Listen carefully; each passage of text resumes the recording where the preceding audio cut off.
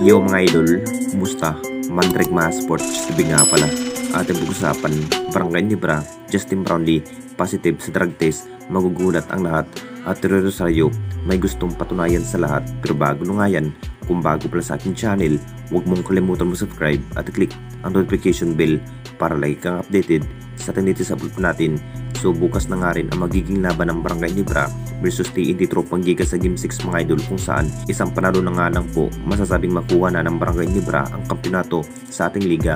Ito na rin ang hinihintay ng lahat, sabik na rin na makuha ng ating Barangay Nibra ang panalo dahil matagal na rin na hindi nakatikim ang Jinkings ang kampiyonato. Masasabing pagkakataon na rin ng Barangay Nibra ang minimithi, butas ng karayom pa rin ang kanilang malampasan bago maabot ang ganong pangyayari. Maski na kailangan pa rin na matalo ang upunan ng TNT Tropang Giga, may matinding sinabi na nga rin ang TNT Tropang Giga tungkol nga sa ating best import ay walang iba kundi si Justin Brownlee. Balak na rin iparagtis itong ating best import na si Justin Brownlee before magharap sa Game 6 ang TNT Tropang Giga. Dahil kung sakaling positive pa rin ang nasabing import, masasabing papalitan muna ito si Justin Brownlee ng pansamantalang import ng Barangay Nibra. Ito na rin ang balak ng TNT Tropang Giga para sa ating best import na si Justin Brownlee ipadoping test before ang laban.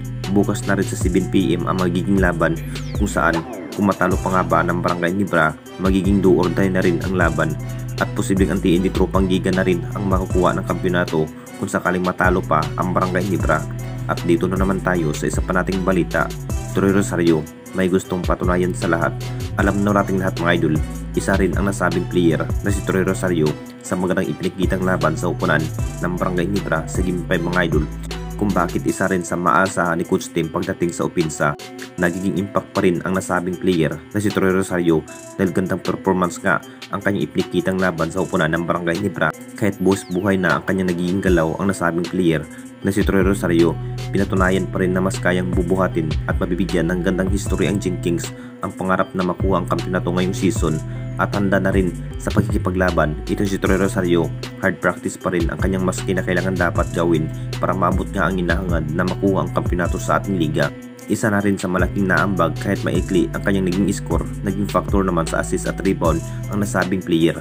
Jackpot pa rin ang Jinkings dito mga idol sa pagkuha nga kay Troy Rosario dahil nabigyan nga ng gandang laban at kahit matagal na rin na hindi nakatikim ang Barangay Nibra na makuha ang kampiyonato, kinakailangan pa rin na matalo ang TNT Tropang Giga sa Game 6 mga idol dahil isa rin sa mahusay at magiging tabla na nga rin ang series kapag matalo ang kupunan ng Jinkings sa Game 6. Bukas na rin na malaman kung sino na nga ba ang karapat-dapat na makuha ang kampiyonato sa ating liga, ang Barangay Nibra ba o ang kupunan ng TNT Tropang Giga, dahil isa rin sa naghalimaw ang TNT Tropang Giga dahil sa kanilang best import na si Ulis Jefferson mga idol at Calvin Octana ang problema ng ating Barangay Nibra. Anong masasabi ninyo mga idol tungkol sa ating video?